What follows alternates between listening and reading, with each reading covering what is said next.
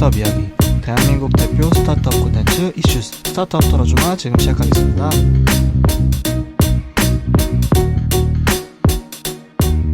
네, 안녕하세요. 아프리카 가고 싶은 링고입니다. 하이퍼텍스트를 좋아하는 군씨입니다. 네, 목마 타보고 싶은 주반장입니다. 막내 상디입니다. 역시 스타트업은 해외를 가야 합니다. 이타쿠입니다. 좋습니다. 뭐 이제 우리 청취자분들 오프닝만 들어도 저게 어떻게 연관관계가 있을까 들으실 것 같아요. 뭐 하이퍼텍스트는 뭐 개발자 입장에서 말씀하시는 건가요? 그렇죠. 저희가 웹에 있는 언어는 HTML 하이퍼텍스트 H거든요. 그것처럼 하이퍼커넥트하고 연관이 돼서 네, 하이퍼텍스트를 좋아하는 군씨라고 얘기했습니다. 그래서 링크를 하이퍼링크라고 부르는 것도 네. 저는 오늘 한 하쿠나 라이브의 광고를 보니까 이제 목마를 타는 광고들이 있어요. 그러니까 그게 결국에는 자기 서비스의 화면 분할을 직관적으로 알려주는 그런 느낌으로 목마를 태운 건데요. 그래서 보면서 이거 재밌다. 한번 목마 해보고 싶다 이런 생각. 자, 우리 링고님 왜 아프리카 갑자기 가고 싶습니까? 하쿠나가 하쿠나 마타타에서 왔겠죠? 네, 그럴 것 같아요. 네, 하쿠나 마타타가 또 라이온킹에서도 쓰이고 좀 이제 아프리카를 떠올리게 해서 그래서 얘기했습니다. 자, 그래서 오늘은 소셜 라이브 스트리밍 서비스 하쿠나 라이브를 중심으로 하이퍼 커넥트 회사 얘기를 한번 해보도록 하겠습니다. 오늘은 이제 하이퍼 커넥트가 서비스하고 있는 아자르 또 되게 유명하잖아요. 아자르가 굉장히 유명하죠. 아자르 굉장히 유명한데 이제 아자르와 또 이제 하이퍼 커넥트의 자회사로 있는 그 패스트무브에서 또 서비스하고 있는 하쿠나 라이브를 통해서 약간 좀 라이브 스트리밍 서비스, 그다음에 양방향 소통을 어떻게 지금 시장에서 확대되고 좀 인기를 끌고 있나. 항상 얘기하는 뭐 틱톡 이런 거랑도 좀 계열도 좀 비슷한 것 같고, 맞아요. 뭐 인스타그램 라이브랑도 좀 계열이 비슷한데, 맞아요. 그런 약간 짱짱한 플랫폼들이 있는데, 그럼 하쿠나 라이브, 그다음에 아자르는 또 어떻게 그런 니치한 시장을 잘 들어갔는가 같이 얘기해보면 좋을 것 같습니다.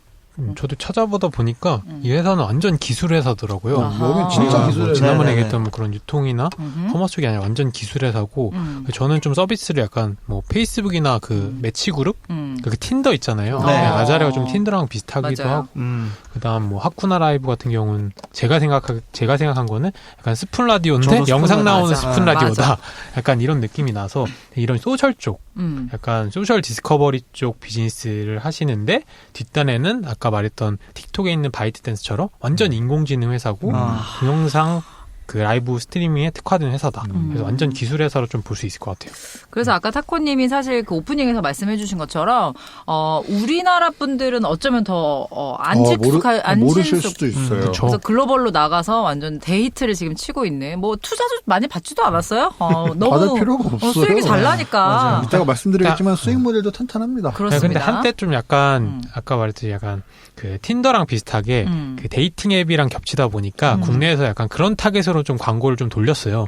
저도 그래서 광고에 몇 번 노출된 적이 있어가지고 그래서 기본적으로 뭐 활동을 하셨다 국내에서 아마 그래가지고 10대 20대 분들 대상으로는 많이 해가지고 유튜버 분들이 그 브랜디드나 PPL로 많이 그때 한창 홍보를 많이 해가지고 어떻게 보면 저희 페르소나가 아닌 아래층 페르소나에서는 좀 아실 수 있다. Z세대들 서비스인 것 같기는 해요. 확실히. 네. 자, 그러면 뭐 간단하게 우리 어떤 서비스인지 그래도 좀 소개를 해주시면 좋을 것 같아요. 우리 뭐 아자르 먼저 해볼까요? 왜냐면 아자르가 연결되는 부분이 있어서 뭐 아자르를 먼저 해볼까요? 하쿠나 라이브를 해볼까요? 여러분 어떻게 좀 아자르 가는 게 맞지 않을까요? 좋습니다. 뭐 아자르도 형이잖아요.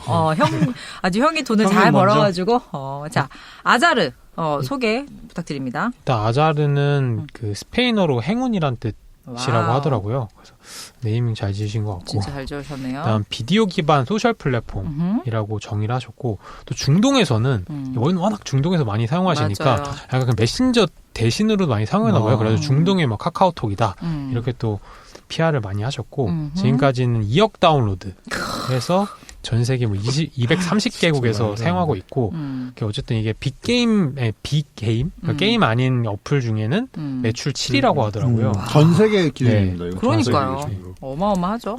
그래서 기본적으로 약간 데이팅 앱의 성격도 있고 그다음 뭐 약간 게임 형태도 있고 그다음 결국 이게 과금하는 시스템이 약간 구독 시스템이다 보니까 구독이 있는 그런 수익 모델을 가지고 있는 서비스고 기본적으로는 틴더 같이 뭐 스와이프를 하면은 상대방을 이렇게 그 초대해가지고 1대1 영상 통화를 하는 그런 시스템이에요.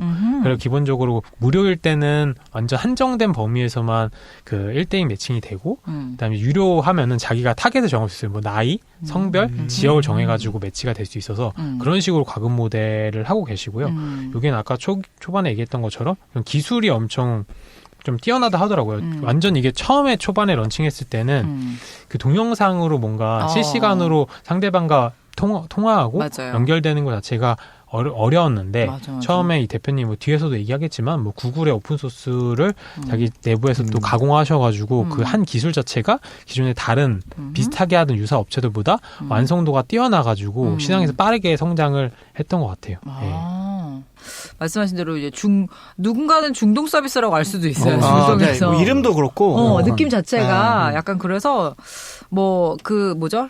우리 히잡이라고 하는 거 맞나? 네, 히잡 맞아요. 그거를 이제 중동에서는 아무래도 특히 여성분들은 꼭 하셔야 되다 보니까 집에서는 그걸 풀고 할 수 있어서 굉장히 중동에서 히트를 치게 된 거다라는 부분들이 있습니다. 아자르가 저는 스페인어로 우연이라는 의미로 알고 있거든요. 그래서 이제 우연으로 그러니까 무료 서비스를 들어가면 아자르를 처음에 들어갔을 때 랜덤으로 누군가와 나를 매칭을 시켜주고 서로 얼굴을 보게 해줘요. 그래서 저 예전에 한번 해본 적 무료로 해봤는데 외국의 어떤 남성분이 된 거예요. 취향이 있나 봐요, 그분이. 아니. 그분도 아마 무료로 들어와서 랜덤으로 매칭이 된 것 같아요. 그래서 서로 너무. 그게 아니라 무료로 하면은 그렇게 동성으로 대부분 되는 경우가 많고, 유료로 해야지 이제 성별을 바꿀 수 있고, 나라를 지정할 수 있다고 하더라고요. 맞아요. 이 포인트인 거예요. 그래서 이제 무료로 해봤는데, 좀 어떤 외국 남성분이 매칭이 돼가지고, 서로 민망하게 얼굴을, 처음 보는 사람이랑 얼굴을 보면서, 내 화면도 보이고, 그 사람 얼굴도 보이고, 그래서, 이거 되게 이상하다. 너무 말을 이렇게 한데, 이게 되게, 그 틱톡 UI UX예요. 옆으로 스와이프 하면은 그게 이제 넘어갈 수 있거든요. 이제 그런 방향성을 갖고 있어서 이렇게 넘기면서 이렇게 몇 번 해봤지만 바로 지웠다 하는. 틱톡은 새로운데? 새로도 되지만 왼쪽으로도 갈 수 있잖아요. 틱톡은. 그러니까 채널 자체를 바꾸는 느낌이죠. 채널 바꾸는 느낌이에요. 그렇습니다. 무료 경험이 안 좋으면 유료 결제도 안 하지 않나요? 그러니까 저는 사실 근데 궁금은 했어요. 말씀하셨던 것처럼 이게 유료 과금 모델이고 비싸지가 않더라고요. 그렇게 비싼 모델을 갖고 있는 게 아니라서 그 말씀하셨던 것처럼 유료로 결제를 하면은 뭐 성별을 정할 수도 있고 나라도 정할 수 있고 그다음에 특히 이제 인도 같은 경우는 지금 공용어가 뭐 되게 많다라고 하죠. 공용어로 인정되는 언어 자체가 되게 많아서, 그러니까 여기서 아자르 같은 경우는 언어까지도 같은 언어를 쓰는 사람까지 매칭해주는 약간 그런 기술까지 있다고 하더라고요. 또 우리나라에서는 니즈가 없을 수 있는 부분인데, 충분히 그거는 큰 니즈가 있네요.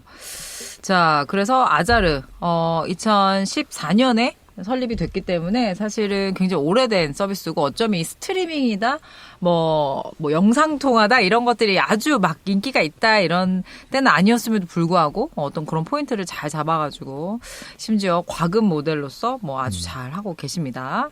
자, 그래서 아자르가 그렇게 이제 1대1인 거죠. 지금 마치 정말 말씀하신 대로 데이트처럼. 그래서 처음에 데이팅 앱이라고 좀 많이들 생각을 하셔서 뭐 데이팅 어플로 어떤 성격으로 이제 접속하신 경우도 있는데 이게 또 이제 지인이 있으면은 지인이랑도 영상 통화를 할 수 있는 기능이 제공이 되기 때문에 어떻게 보면은 이제 영상 통화를 무료로 내 입장에서는 할 수 있는 그런 서비스였던 거죠. 그렇죠.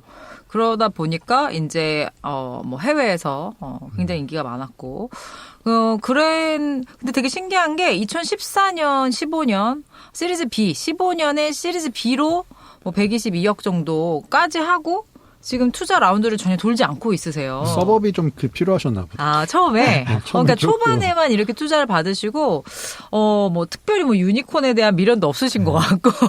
왜냐하면 여기는 17년부터인지 모르겠으나 아무튼 영업이익이 17년도부터 또 찍히고 있거든요. 그럼 영업이익이라는 건 사실 모든 스타트업의 그 꿈인 그 BEP를 맞췄다라는 걸로도 해석이 되고 그렇게 그냥 영업이익이 나니까 그 다음부터는 사실 투자를 받는 거에 의미가 없죠. 그러니까요. 욕심을 안 부리신 거 아닐까. 거의 매년 거의 100% 성장 가까이 하셨고 작년 매출이 거의 한 1,700억? 그리고 올해는 상반기에만 1,200억을 하셔가지고 계속 성장 중이다 보니까 아마 또 아쉬울 게 없으신 거죠. 맞습니다. 모르긴 몰라도 또 코로나 수혜받은 스타트업 중 그쵸. 아마 엄청 수혜주죠. 네, 엄청 수혜주죠. 굉장히 하고 실제로 그래서 그 틴더에서도 이제 그 얼굴을 볼 수 있게 하는 그 기능이 아자르 때문에 아마 나왔을 거예요. 와우. 그래서 그 매칭이 되면 이제 얼굴을 볼 수 있게끔 그 서로가 오케이를 해야 되는 그쵸. 포인트는 있긴 하지만 어쨌든 그렇게 하면 서로 얼굴 보면서 대화할 수 있게끔 하는 포인트도 있고 해서 확실히 아자르는 잘한 것 같아요. 영상이 안 끊기고 이렇게 심리스하게 커뮤니케이션 할 수 있게 만드는 그 기술이 저는 가장 핵심이라고 생각을 하거든요. 예전에 틱톡 같은 경우는 바이트댄스의 AI가 알고리즘이라면 저는 아자르는 약간 그 영상을 심리스하게 송출할 수 있고 커뮤니케이션 할 수 있는 그 기술이 가장 핵심이 아닌가. 또 얘기를 하다 보니까 대표님의 소개를 간단히라도 좀 하면 좋을 것 같은데 우리 대표님 어떻게 이 서비스를 만드실 수 있었는지 소개 부탁드립니다. 대표님은 안상일 대표님이시고요. 네. 공공학번의 재료공학과를 나오셨습니다. 서울대 출신이시네요. 네. 그리고 이게 두 번째 창업이신데 그러니까 첫 번째 창업은 학생 때 학생들 30명하고 같이 레비서치를 창업하셔서 뭔가 서치 하셨나 보다. 쫄딱 망해가지고 이 정리하고 나올 때 8억의 빚이 있었다는 얘기도 하더라고요. 근데 이 레비서치라는 그러니까 개발한 검색 기술은 이제 신뢰도 추정 알고리즘이라는 이게 재밌는 게 어쨌든 처음에 창업하실 때 그 과거에 그 네오위즈에서 병트가 하셨대요. 장병구 의장님 보시고 장병구 의장님이 그 스노우 장병구 의장님이 그 첫눈 그거를 네이버에 매각하는 걸 보고 나도 저런 걸 해보고 싶다. 이제 그런 스토리 보고 약간 뽐뿌가 많이 드셔가지고 시작하게 됐고 그래서 처음부터 글로벌을 꿈꾸셨대요. 우리나라 너무 작다. 내 담대한 포부를 우리나라가 이 그릇이 담을 수가 없다. 그래가지고 그리고 해외다. 그래가지고 검색 엔진 가자. 그래가지고 구글의 검색 엔진 방식은 뭐 가장 많이 인용된 그걸 기반으로 먼저 노출시켜 주는데 우리는 참여자 평판으로 노출시켜 주겠다. 검색 엔진에서 그렇게 시작은 하셨지만 현실의 벽은 매우 높았고 구글은 너무나 강했다. 그래가지고 아까 말씀하신 대로 약간 좀 결과는 좋지 않았죠. 근데 처음에 아까 서울대 사내벤처 시작해가지고 자본금 3억에 30명의 그 친구분들이랑 거의 다 서울대생이셨대요. 그래서 수재들만 모아가지고 시작했지만 현실의 벽은 높아가지고 좀 잘 안 되셔가지고 빚을 크게 지시고 그때부터 이제 내가 그냥 개인 파산을 할까 아니면 어떻게 열심히 돈을 갚을까 하다가 개인 파산했을 때 자기가 너무 사회에서 나고자로 돼 보이는 것 같아서 뭐 매주를 많이 뛰면서 그걸 조금씩 갚아갔대요. 와. 근데 그걸 8억을 다 갚을 수 있는 이상민도 아니고 진짜 대단하다. 아마 제가 봤을 때는 2016년도까지 갚으신 것 같아요. 영업이익 날 때까지. 난 무서웠을 것 같아. 나한테 개인빚 8억이 있다고 하면은 와 이거 무슨 수로 갚냐 싶으면서. 근데 그럴 수도 있어요. 사실 빚을 조금씩 지다 보면은 무감각해져요. 그리고 나중엔 채권자분이랑 통화하면서 약간 인간적인 관계가 생긴다고 하잖아요. 이상민님께서 얘기하신 것처럼. 그러니까 처음에 1억 빚질 때는 씨 어떡하지 이러지만 1억이나 2억이나 뭐 별로 그렇게 감흥이 없을 거예요. 약간 아마. 갚는 맛도 있을 것 같아요.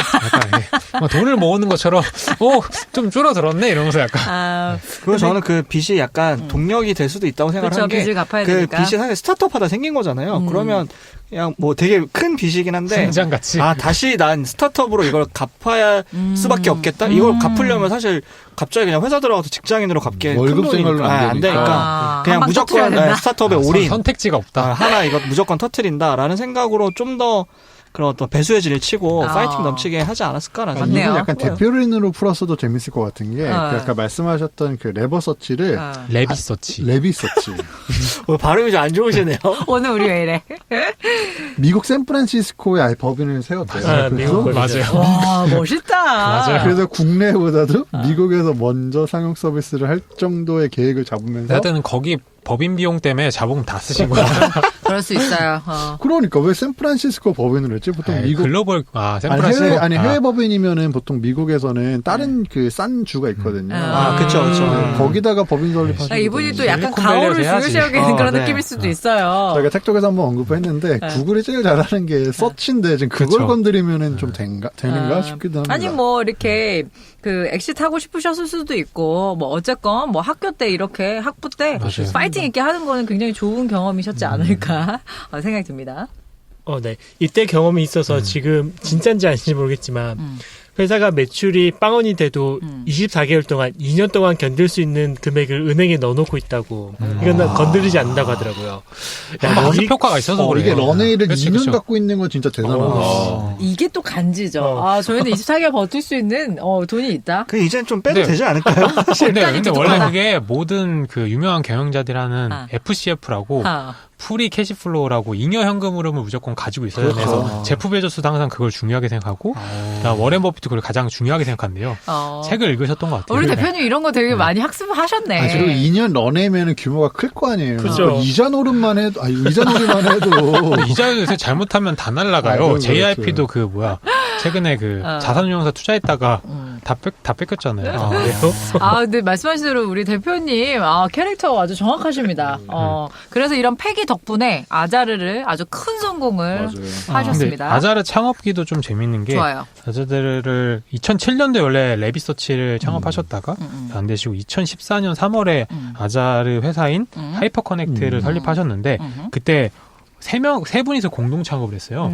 안상일 대표님은 이게 야생에서 열심히 이게 생존하고 계셨고, 그다음에 용현택 운영이사, 그다음 강정식 개발이사님이 두 분이 원래 창업하시려고 하시다가 안상일 대표님 만나가지고 세 분이 공동 창업을 했고, 아예 표방하는 게 우리 세 명은 다 기술을 가지고 있는 기술팀이다. 이렇게 처음 시작을 하셔가지고 처음에 뭔가 이 아까 처음 얘기했던 소셜 디스커버리 앱을 처음부터 생각하셨고 이걸 어떻게 할까 해가지고 처음에 구글이 오픈소스로 공개했던 그 웹 RTC라는 기술을 보고 구글도 처음에는 그게 기술이 부족했대요. 그리고 그게 웹 기반이다 보니까 이분은 이제 모바일 쪽에서 실시간으로 영상으로 커뮤니케이션을 꿈꾸셨는데 웹에서밖에 안 되다 보니까 본인이 직접 이걸 모바일 형태로 좀 디벨롭 하신 거죠. 그렇게 해서 처음 출시하셔가지고 그래서 본인들이 기술회사라고 표방하셨죠. 그러면서 계속 내부적으로 R&D도 하셨고.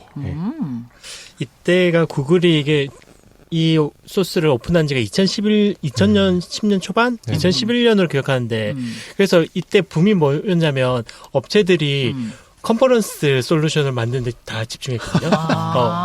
업체들은. IT 기술들은 그렇죠. 이거는 B2B로 해서 컨퍼런스 솔루션 만들어 데 집중했는데 이렇게 개인 솔루션으로 봤다는 건 되게 신기하긴 하네요. 그렇죠. 지금 생각하면 너무 당연하고 너무 보편적인 서비스지만 그 당시에는 이렇게 한다는 거는 그냥 우리 기업 컨퍼런스용으로 컨콜용으로 하는 그걸로 디벨롭을 했는데 이렇게 근데 좀 결과론적인 얘기일 수 있긴 한데 당시에 그렇게 많은 이 기술이 구글에서 발표를 한 이후로부터 다른 IT 기업들이 이제 그 기술을 활용해서 컨퍼런스 콜이나 약간 지금 우리가 생각하는 줌 형태의 어떤 기술을 했다는 거잖아요.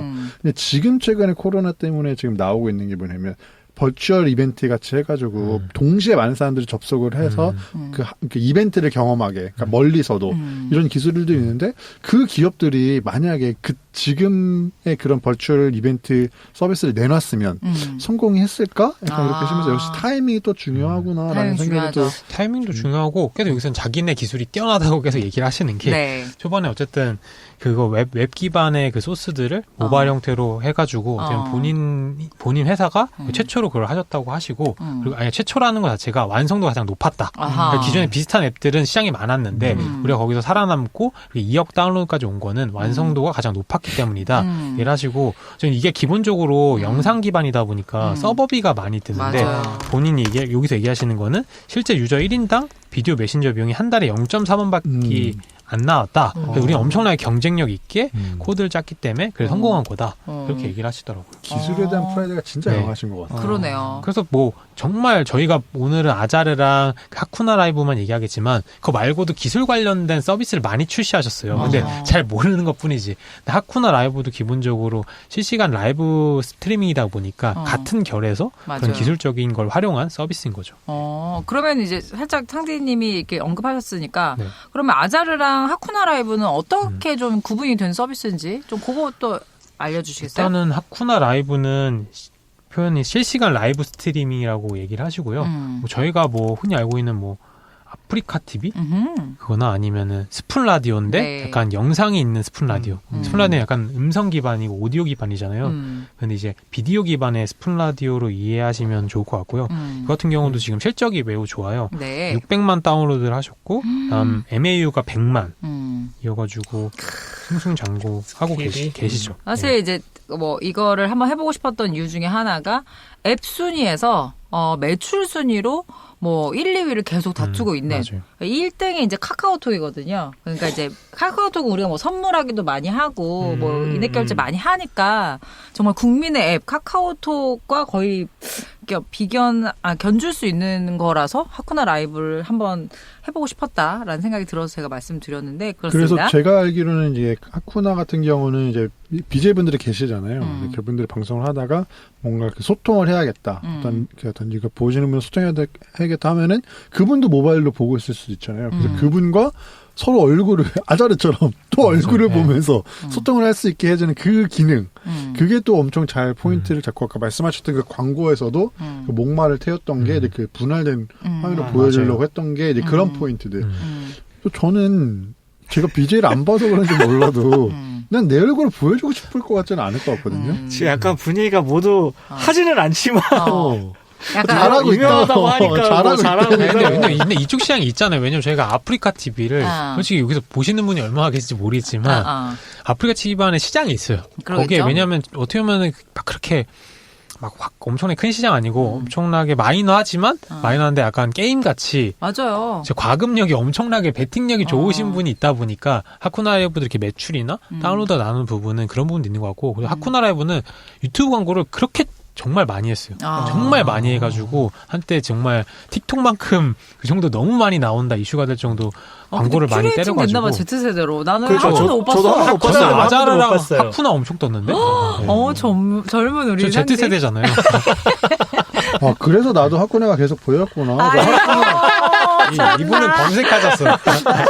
아니야, 하쿠나 그 싱잉랩으로 하는 그 광고 엄청 봤어. 외울 정도로 진짜. 그러면 그 살짝 얘기해보고 싶은데 그 유튜브에 광고를 올린다는 거는 타겟층 자체가 그런 영상을 소비하는 사람들이 아닐까요? 그렇죠. 그리고 뭐 기본적으로 저희가 유튜브 요새는 대중이 다 쓰지만 기본적으로 유튜브 처음에 흥했던 거는 Z세대나 어쩌면 좀 젊은 친구들 대상으로 했고 그 아프리카 TV는 좀 나이가 계신 분도 있으시지만 아직은 그래도 영 타겟이 맞기 때문에 그런 좀 타겟으로 좀 더 마케팅을 하신 거죠. 실제로 그런 것도 있는 것 같아요.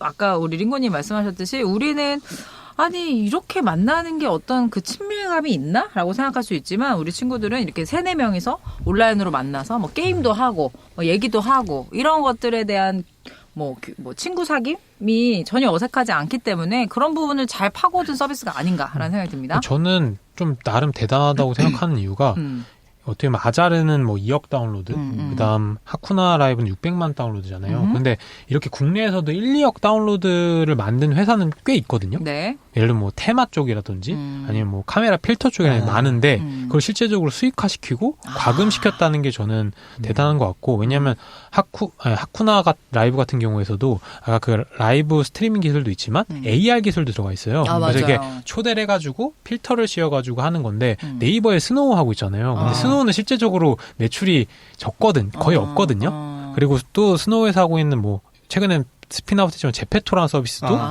그것도 AR 기반으로 하는 아바타 서비스지만 그것도 매출이 거의 없을 거예요. 그런 거 봤을 때 다운로드는 거의 2억 가까이 되거든요. 그렇게 다운로드는 많지만 실제로 돈을 못 만들었는데 아자르는 돈을 만들었다는 거에서 의미가 있다는 거죠. 네. 맞아요. 그게 엄청난 서비스의 어떤 그런 퀄리티와 함께. 왜냐면 대표님께서 인터뷰 계속 하시면서 약간 이런 수익 모델이나 돈을 벌어야 된다는 얘기를 많이 하시더라고요. 왜냐면 과거에 학습 한번 비춰봐요.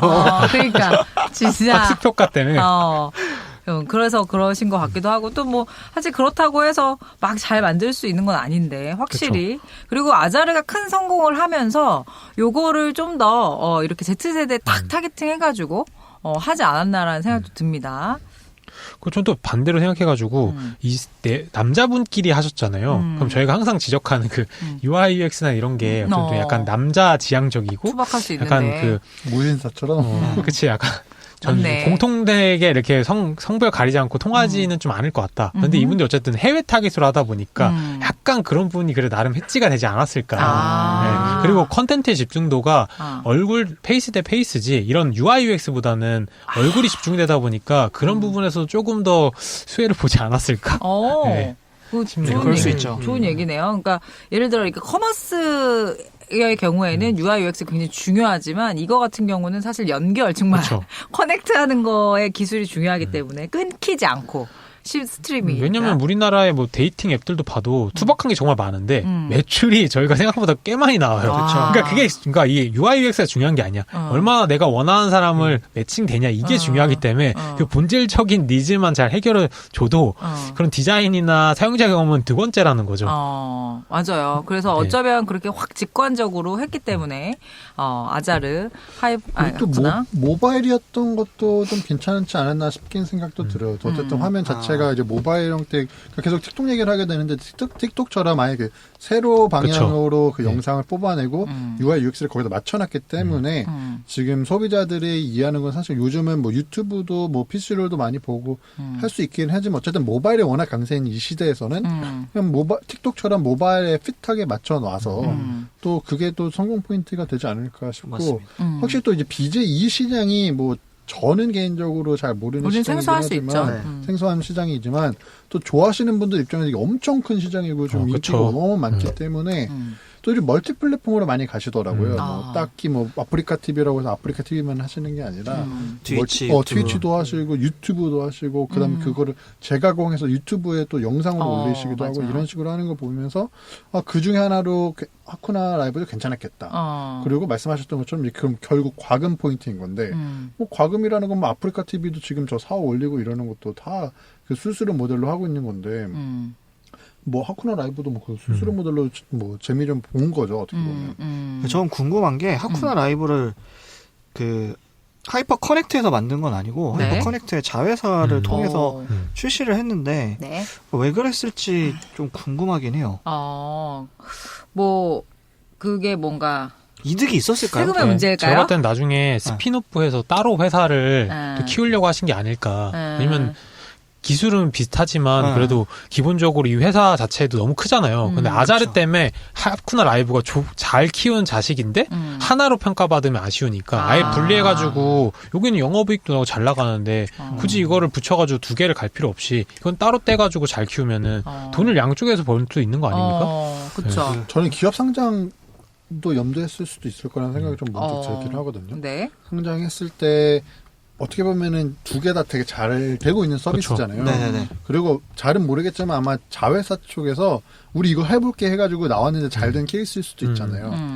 그러니까 일단은 아자르는 제가 봤을 때 하이퍼 커넥트는 아자르로 지금 상장을 아마 하고 싶어 하실 것 같아요. 나라면 내가 대표라면. 그러니까 하이퍼 커넥트는 아자르를 통해서 일단 상장시켜버리고 근데 자회사이긴 하지만 어쨌든 얘는 따로 분리법인으로 해가지고 얘도 따로 상장을 시켜버리면은 상장사가 두 개가 되는 약간 그런 장점이 될 수도 있지 않을까라는 걸 조심스럽게 생각을 하면서 또 이제 자회사 입장에서도 약간 우리 저번에 펍지 얘기하면서도 게임사가 되게 많은 거를 연합체인 것처럼 자회사에는 이거 우리 거야. 하쿠나 라이브는 우리 거야. 아자르 너네 하이퍼 커넥트 거 아니고 우리 거야라는 식으로 좀 가져가고 싶지 않았을까. 또 좀 고민. 그래 그럼 가져.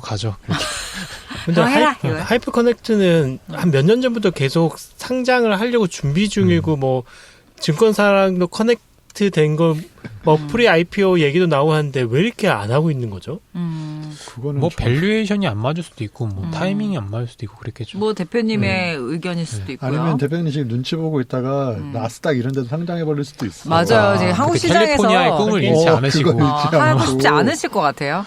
할 거면 지금 들어가셔야 되는데 지금 미국 쪽에 지금 스펙 상장할 때 난리가 나가지고 뉴스를 찾아보면 18년도에 IPO 얘기들이 좀 나오다가 그 다음에 쏙 들어간 걸로 봐서는 지금 분위기가 진짜 좋을 것 같거든요. 어떤 의미 진짜 항상 얘기하는 거지만 코로나는 진짜 안 좋은 상황인데 우리한테는 이렇게 수혜를 받는 기업이나 서비스가 생기고 아자르는 누가 딱 그냥 직관적으로 생각해도 정말 잘 됐을 것 같지 있잖아요. 그러니까 특히 이제 아자르를 이미 사용하고 있었던 사용자들 입장에서는 어차피 못 나가고 이렇게 되면 친구들이랑 할 때 이런 것도 하고 또 이게 내가 익숙한 사람이라면은 그냥 집에서 그냥 계속 할 것 같아요. 랜덤으로 새로운 사람 만나면서 얘기도 좀 하고. 근데 저는 반대로 너무 그러니까 매출 대부분이 해외이기도 하고 90%라고 네, 하더라고요. 해외 유저가 대부분이다 보니까 국내에 아직 PR이 많이 안 돼서 왜냐면 최근에 뭐 상장한 빅히트라든지 아니면 카카오 게임즈는 너무나 우리가 다 잘 알잖아요. 그러니까 이게 상장했을 때 흥행가도를 달릴 수 있는데 하이퍼 커넥트는 솔직히 국내 PR이 너무 안 돼 있다 보니까 상장한다 했을 때도 그냥 아는 사람들만은 약간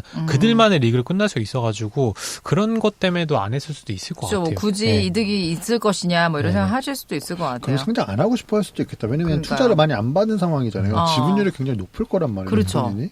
근데 굳이 상장을 해서 기업 공개를 할 필요가 뭐 이사회의 견제도 받고. 그냥 근데 뉴스를 찾아보면 지금 프리 IPO로 투자를 최근에 돌려고 한다라는 뉴스들이 나오고 있는 걸로 봐서는 근데 이제 이 뉴스에는 만약 그건 프리 IPO를 받으면 실제 IPO는 더 늦어질 것이다라고 일단 얘기는 하거든요. 왜냐면 제가 느끼기에는 대표님이 갖고 있는 그 지분적인 영향력이 굉장히 높으실 것 같다는 말이죠.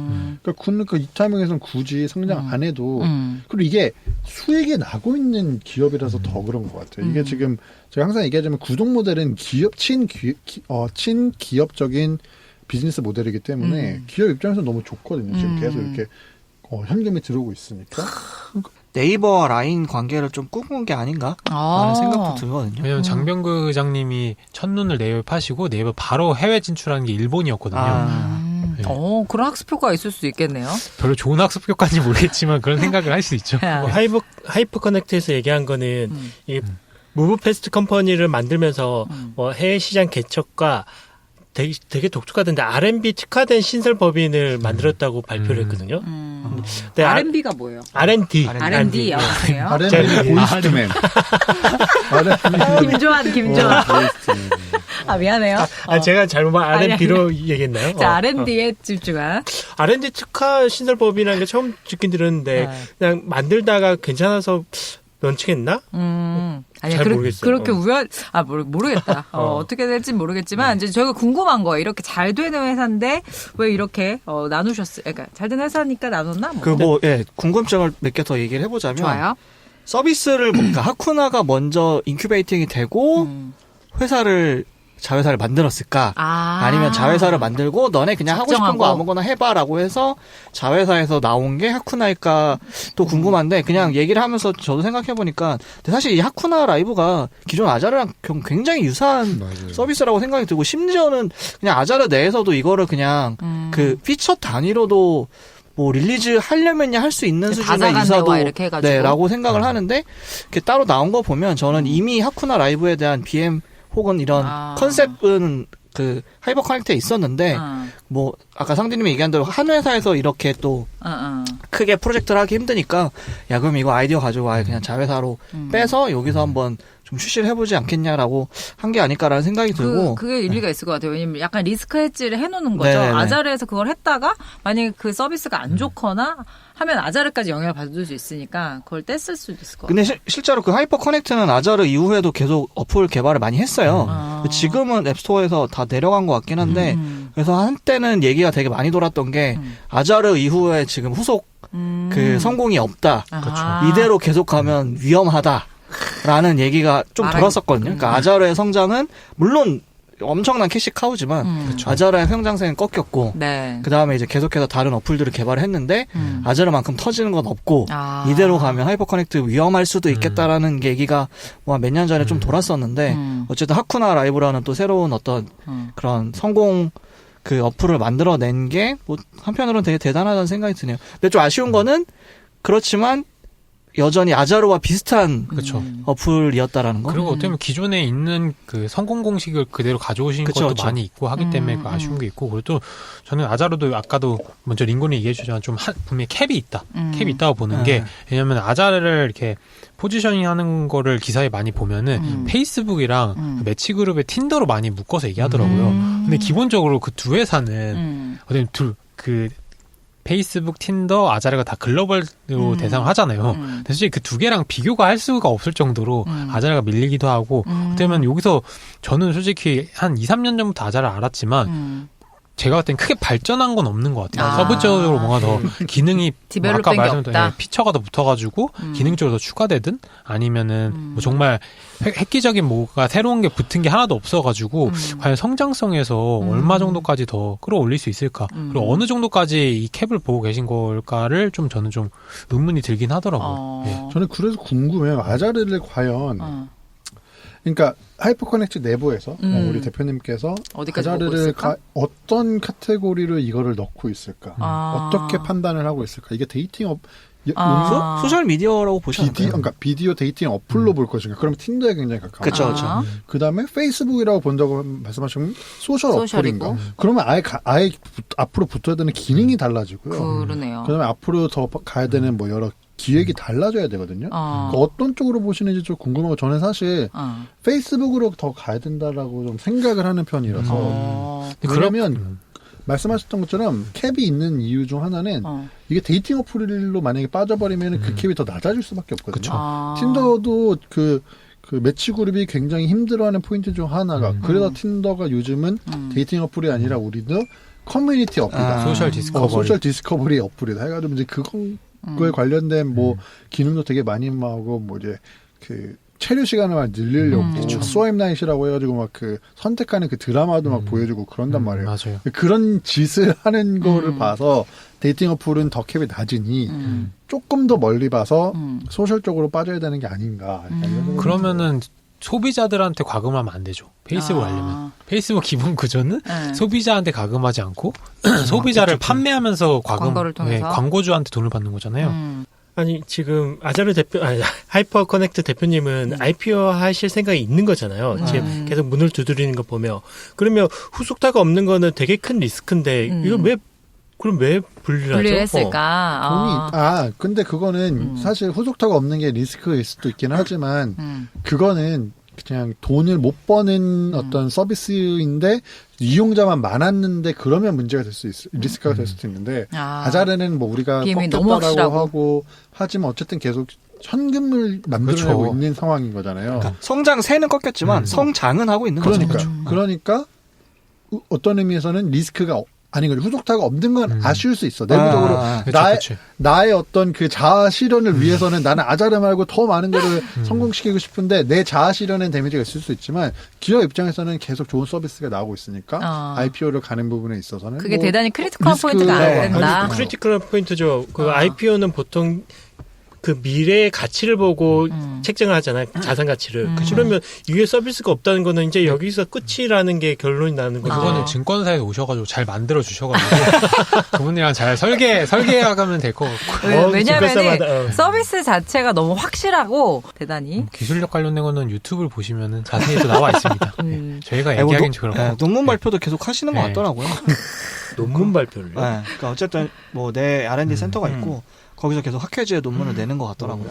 이 R&D 센터가요, 이 세금에 어떤 굉장한 도움이 됩니다. 그렇죠. 기업 부설 연구소 뭐 이렇게 시작해가지고 그 문 달린 방 하나 만들고 맞아요. 석사분들 한 두 분 채용하시면은 그렇기 때문에 연구개발 단체니까 이런 아웃풋 나와야죠. 그래서 아마 논문을 내시는 거고. 영업이익이 많으시니까 절세가 필요해요. 굉장히 중요합니다.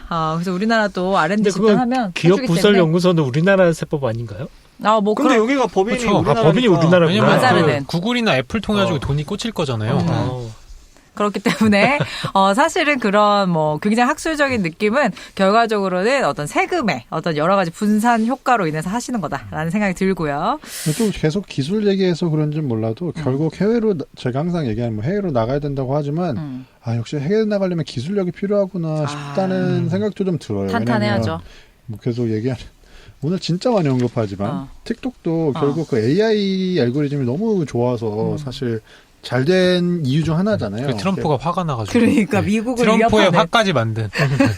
어쨌든 그 틱톡을 서비스하고 있는 바이트댄스도 기술력이 좋은 회사로 평가가 되고 있고 아자르를 서비스하고 있는 하이퍼 커넥트도 기술력이 좋은 서비스 이렇게 기업으로 평가가 되고 있는 걸 보면은 이제 결국 이제 비영미권 스타트업 입장에서는 결국 기술력으로 시장에서 승부하는 게 필요하구나라는 생각도 좀 한번 하게 됩니다. 또는 뭐 우리나라 기술력의 가능성을 보여준 것도 또 있지 않나라는 생각도 문득 드네요. 너무 또 약간 국뽕이었어요? 네. 약간? K테크. K테크. 좋습니다. 그래서 사실은 이제 하쿠나 라이브로 조금 관심을 가졌지만 결국에는 우리 형님, 뭐 부모님 아자르 얘기로 이제 좀 풀어보고 있습니다. 뭐 하이퍼 커넥트 그 아자르의 뭐 IPO랑 이런 증권사 쪽 그 리포트에서도 나오고 아니면 뉴스에서도 많이 나오는 게 네. 이제 요게 약점이라고 나올 만한 것들이 네. 좀 뭐 나쁜 이용자라고 해야 될까요? 그렇죠. 맞아요. 이런 거를 악용하는 음. 좀 음성적인 쪽으로 뭐 하는 뭐 이런 것들이 있어서 예전에 들었던 썰인데 이제 하이퍼 커넥트의 데이터 분석가 분이 하시는 게 이제 음란물을 최대한 어떻게 잘 거를 수 있을까. 맞네요. 네, 그런 것들을 굉장히 많이 이제 연구를 한다고 되게 중요한 들었습니다. 페이스북에서도 하루에 진짜 몇백만 개씩 계정 지우는 게 원래 소셜 미디어의 숙명이니까. 맞아요. 네. 그래서 이제 그걸 어떻게 사람이 아닌 그냥 뜨자마자 그쵸. 이거는 음란물이다라고 판단할 수 있을지 그런 어떤 AI 기술 같은 것도 굉장히 많이 힘들죠. 개발하고. 이미지 인식 기술이 되게 중요하겠다. 맞아요. 그 모양이라던가 색상을 그래서 이제 판별해야 주로 되니까. 많이 하는 거는 살색으로 많이 이제 스킨 살색이 비중으로 보는데 또 이게 글로벌 서비스지 않습니까? 그러니까요. 그러니까 살색도 사실 스킨 컬러가 좀 다르니까.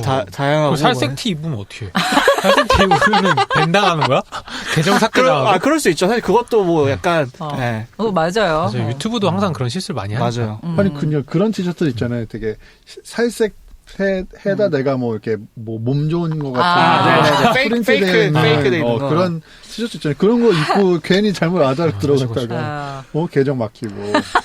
근데 하이퍼 커넥트는 그렇게 검수를 할 수 없을 것 같은데요? 왜요? 이게 P2P 방식으로 데이터를 주고받으면 서버를 안 들렸다 가기 때문에 검수할 수 있는 데이터가 없는데 하이퍼 커넥트는? 네. 들르지 않을까요? 안 들른다. 근데 여기서 얘기한 게 P2P 방식이긴 해요. P2P 방식으로 그래서 하기 때문에 그 최적화해서 할 수 있다. 그래서 서버비도 거의 안 나오고 그 통신 인프라가 안 깔린데도 쉽게 접속할 수 있고 그런 건데 저는 그건 그렇게 힘들 것 되면은 같은데. 그러니까 이미지 인식 기술이 중요하다는 게 그럼 플랫폼 어플 내에 어쨌든 어플은 깔고 있을 거 아니에요. 그래서 어플 내에서 화면이 딱 떴는데 뭔가 이상하다라고 감지하는 그 AI가 붙어서 이미지 인식 기술을 붙여버리면 어플 내에서 일단 먼저 차단을 하고 그거를 나중에 하이퍼 커넥트의 서버로 전송한다거나 우리 뭐 마이크로소프트에서 가끔씩 뭐 오류 뜨면 이거 오류 보내시겠습니까? 이렇게 하는 것 있잖아요. 그런 것처럼 그냥 자동으로 해버리면 되니까. 그렇죠. 그런 것도 그런 방법도 있지 않을까? 좋은 얘기네요. 맞아. 네, 그럴 수 있는 방법은 있다. 좋은 지적인 것 같아요. 왜냐하면 우리가 서버를 항상 들리기 때문에 거기서 뭔가 처리를 한다고 생각하는데 말씀하신 대로 이 아자르나 잘 할 수 있었던 게 P2P 방식으로 하니까 저개발 국가나 저가 핸드폰을 쓰시는 분들도 요거를 안정적으로 쓸 수 있기 때문에 이렇게 확대가 확 된 거거든요. 그러니까 아까 서버비가 0.3원 나온다고 아까 0.3원이었나? 그게 한 달 동안. 그런 P2P니까 이 숫자가 나오는 거예요. 진짜 기획력이 기술력도 당연히 중요하지만 이런 걸 어떻게 풀어갈 것이냐가 훨씬 더 중요하거든요.